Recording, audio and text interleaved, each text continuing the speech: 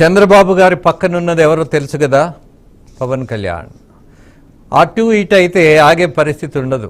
ముందు పవన్ కళ్యాణ్ని తట్టుకోవడం అనేది చంద్రబాబు గారికి చాలా పెద్ద ఎక్సర్సైజ్. ఎందుకంటే కొంత యువరక్తం, కొంత భావావేశం, అలాగే షెగువేరా కనపడతాడు, భగత్ సింగ్ ఉంటాడు.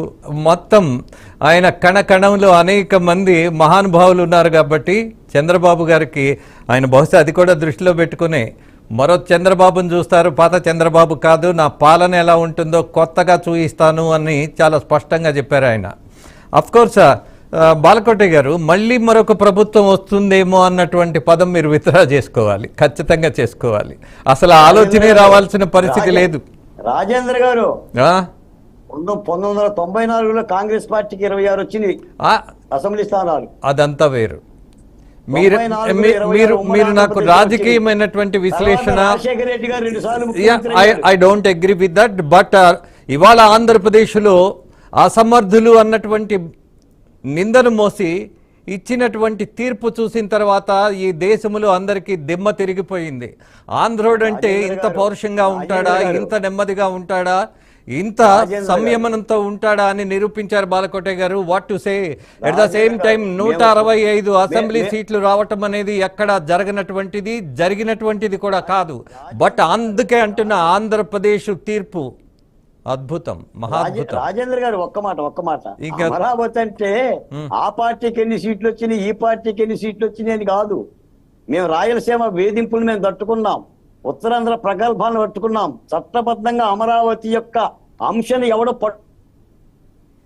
చూద్దాం బాలకోట గారు చేయమంటున్నా. అది చేస్తేనే రక్షణ, లేకపోతే మళ్ళీ రాజధాని రాజకీయం అవుతుంది. సార్, ఆ రక్షణ చంద్రబాబు గారు ఉన్నప్పుడే చేశారు సార్. అది ఒక సిఆర్డిఏ చట్ట పరిధిలో పెట్టబట్టి అది ఈ రోజుకి అమ్మకండా ఉన్నాడు. లేకపోతే చిల్ల పెంకుల్లాగా గవర్నమెంట్ భూములు తాకట్టు పెట్టినోడు ఎప్పుడో అమ్మి పడేశాడు. దాన్ని ఏమీ చేయలేక, కంచెన దాటలేక 3 రాజధానులు అంటాడు, 30 రాజధానులు అంటాడు. కానీ 1 ఎకరం భూమి కాదు కదా, 1 సెంటు కూడా మార్చలేకపోయాడు, అమ్మలేకపోయాడు. లేకపోతే ఈ పాటి ఓ పక్క నుంచి అమ్ముకుంటూ వచ్చేవాడండి ఆయన. నేనున్నా లేకపోయినా రక్షణ అని ఎప్పుడో 2019కి 14కే ముందుగానే వేస్తారండి. కాకపోతే ఒక 10 సంవత్సరాలు, 15 సంవత్సరాలు, 20 సంవత్సరాలు ఆయన్ని ఓపిక్గా కదిలించకుండా ఉంటే ఆయన నెక్స్ట్ జనరేషన్ అమరావతి ఈ రోజు ఢిల్లీని తనతన్నే రాజధాని. రాజేంద్ర గారు, మేము డిబేట్లలో వైసీపీ నాయకులకు జగన్మోహన్ రెడ్డి గారికి చెప్పాం, రాజధాని అంటే రాజకీయం కాదు, రాజధాని అంటే జగన్మోహన్ రెడ్డి కాదు, రాజధాని అంటే చంద్రబాబు నాయుడు కాదు, రాజధాని అంటే ఆంధ్రప్రదేశ్. అది చట్టబద్ధత. డిస్కషన్ పొడిగించొద్దు. చట్టబద్ధంగా ఎవరు దాని జోలికి పోకుండా చెయ్యాలి. చట్టాలను అడవిగాచిన ఎన్నెలు చేశారు, శ్మశానం చేశారు, రైతుల్ని రహదారుల పాలు చేశారు. ఏ చట్టాలు కాపాడిని, ఏ చట్టాలు కాబట్టి చెయ్యాలి. భరాయించిన వాళ్ళకి తెలుస్తుంది. అమరావతి జోలికి రాకుండా రాష్ట్రపతి ఆదేశాలతోనైనా సరే రాజధానిని నిక్షిప్తం చేయాలి. అది ఒక చట్టబద్ధమైన ప్రక్రియ.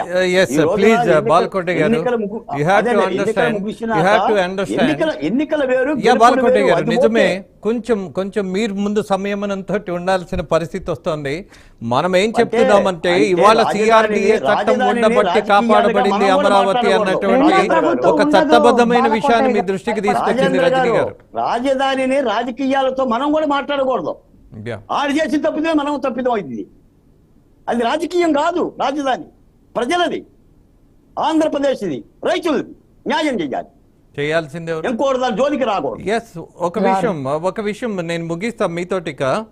చేయాల్సింది ఎవరు, ప్రభుత్వమా లేకపోతే అమరావతి రైతులే సొంతంగా కట్టేసుకుంటారు? ప్రభుత్వమే చేయాలని చెప్తున్నాను సార్. చట్టాల ద్వారా రైతులు చేసేది అదే జరుగుతున్నది. చట్టం ఉండబట్టే ఇవాళ కొంత విధ్వంసం జరిగినా సరే కాపాడబడింది ఆ ప్రాంతం అన్నటువంటి ఒక లాజికల్, ఒక లీగల్ విషయాన్ని మీ దృష్టికి తీసుకొచ్చారు.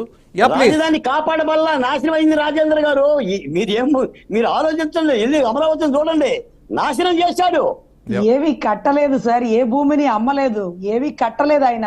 రాజధాని అంటే అమ్మకం కాదండి, రాజధాని అంటే అమ్మకం కాదండి. బిడ్డల భవిష్యత్తు 40,000 మంది కార్మికులు ఎల్లగొట్టాడు.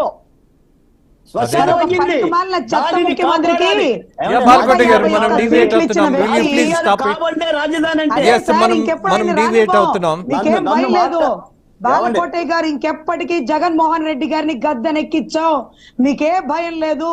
ఆయన రాజధాని దరిదాపుల్లో కూడా అడుగు పెట్టడు. 151 సీట్లు ఈ రోజు తాడికొండ సీటు కూడా గెలిపించినందుకు చేసిన విధ్వంసం చూసాం. ఇక రెండో ప్రభుత్వం ఉండదు సార్. ఇద్దరిలో కూడా ఉలిక్కి పడుతున్నాం. జగన్మోహన్ రెడ్డి పేరు వింటే రాజధాని బిడ్డలు కాదు సార్ రాష్ట్రం మొత్తం. రజనీ గారు, మీరు జనసేన ప్రతినిధి, రాజకీయ పార్టీ ప్రతినిధి. నేను సారీ బాలకోటయ్య గారు, బాలకోట గారు, మీరు సరైన మూడ్ లో ఉన్నట్లు లేరు. I'm sorry to say that. Chandrababu Naidu గారు కడతారు, ఇంకొక ముఖ్యమంత్రి రాబోడు. చంద్రబాబు నాయుడు గారి దగ్గరికి వెళ్ళి, రాజేంద్ర గారు, చంద్రబాబు నాయుడు గారి దగ్గరికి వెళ్ళి చట్టాల ప్రకారంగా రాజధాని సంబంధించిన రక్షణ ఏర్పాటు చేయమని రైతులతో కలిసి జేఏసీ నాయకులను కలుపుకొని, రాజకీయ పార్టీలను కలుపుకొని, అమరావతి ఉద్యమానికి అండగా ఉన్న వాళ్ళందరూ కూడా వెళ్ళిపోయి మేము ఇచ్చే ప్రయత్నం చేస్తున్నాం. మేము అది పని చెయ్యాలి. ఆ కార్యక్రమం మరి ఎలా చేస్తారు ఏంటనేది ఆ చట్టాలు అవపోసిన ఆయనకే తెలుసు కాబట్టి ఆ పని చెయ్యాలి, ఆ రక్షణ విధించాలి. దాంతో ఆటాడుకోకూడదు. అది ఎడారని శ్మశానం అని దీన్ని నమ్ముతాను దాన్ని నమ్ముతాను. ఎందుకంటే వాళ్ళకి న్యాయం జరగాలి. రైతులకి వాళ్ళకి ఇచ్చిన ప్లాట్లకు పూర్తి న్యాయం జరగాలి. ఇవి మాటలతో అవ్వు, చేతలతో అవుతాయి. ఇది భావోద్వేగం కాదండి. మనం కూడా ఆలోచించాలి. సమస్యకు పరిష్కారం చేస్తారు. బాలకోటయ్య గారు, ఇంకొక ప్రభుత్వం అనేది రాదు, అదొక్కటి గుర్తుపెట్టుకోండి. మీరు ఆయన రక్షణ చేస్తారు, చట్టాలు ముఖ్యమంత్రి గారి దృష్టికి తీసుకెళ్తున్నాం. ఈ రోజు కూడా నేను చెప్పకపోవటం ఏం సార్, నేను చంద్రబాబు నాయుడు గారిని కలిసే వచ్చా. ఈ రోజే కలిసా ఆయన దగ్గర పెడుతున్నా. మీరు భయపడకండి బాలకోటయ్య గారు, ఇంకొక ప్రభుత్వం రాదు. జగన్మోహన్ రెడ్డి రాష్ట్రంలో అడుగు పెట్టడు. రజనీ గారు, చిన్న బ్రేక్ తీసుకున్నాం బాలకోటయ్య గారు. బట్ కోరికల కంటే బాధ్యతను గుర్తు చేసేటటువంటి వాటిల్లో మీరు మీ ప్రయారిటీలో ఇవాళ ఉన్నటువంటి ప్రభుత్వం మొదటిగా తీసుకోవాల్సినటువంటి చర్యలు కానీ నిర్ణయాలు కానీ ఏవని మీరు భావిస్తారు? ముఖ్యంగా ఈరోజు 2 చోట్ల ఓడిపోయినప్పుడు కూడా కంటతడి పెట్టని పవన్ కళ్యాణ్ గారు గెలిచిన తర్వాత ఒక్క సీటు కూడా కోల్పోకుండా గెలిచిన తర్వాత కన్నీటి పర్యంతం అయ్యాడంటే దానికి కారణం భయంకరమైన బాధ్యత.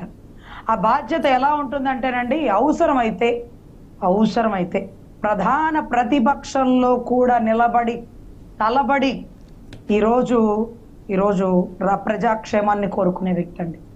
ఎందుకంటే ఈ మాట ఎందుకు చెప్తున్నానంటే సార్, రాష్ట్ర విస్తృత స్థాయి ప్రయోజనాల కోసం తనని తాను తగ్గించుకొని 21 సీట్లకి కుదించుకొని కూటమిని కలపడానికి గురుతర బాధ్యతగా తండ్రి సమానుడైనటువంటి చంద్రబాబు నాయుడు గారికి పెద్ద కొడుకుగా నిలబడి ఈరోజు ఆ తల్లి ఆవేదన, లేకపోతే అటు చూస్తే మోడీ గారి సంబంధించి కీలక బాధ్యత, అక్కడ సెంటర్లో బీజేపీ రావడంలో, ఇవన్నిట్లో కూడా ఆయన బాధ్యతగా నిలబడ్డాడండి. ఇప్పుడు ఒక టాస్క్ వస్తుంది. అదేంటంటే ప్రతిపక్షం లేకపోతే అధికార పక్షాన్ని విమర్శించేది ఎవరు?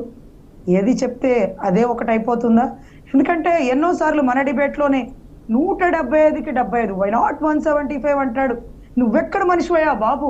ప్రతిపక్షం లేకుండా అసెంబ్లీ ఎలా రన్ అవుతుంది? ఇదేమన్నా రాచరికం అనుకున్నావా? అన్ని ఒకటే పరిపాలించడానికి. ప్రతిపక్షం ప్రశ్నించాలి, ప్రతిపక్షం విమర్శలు సంధించాలి. ఆ విమర్శలకి సమాధానాలు అధికార పార్టీ వాళ్ళు చెప్పాలి, చెప్పి వాళ్ళు అనుకున్నది నెరవేర్చుకోవాలి. కానీ ఈ ప్రశ్నలు సంధించే వాళ్ళు ఉంటారు చూడు, వీళ్ళు చాలా ఇంపార్టెంట్ అండి.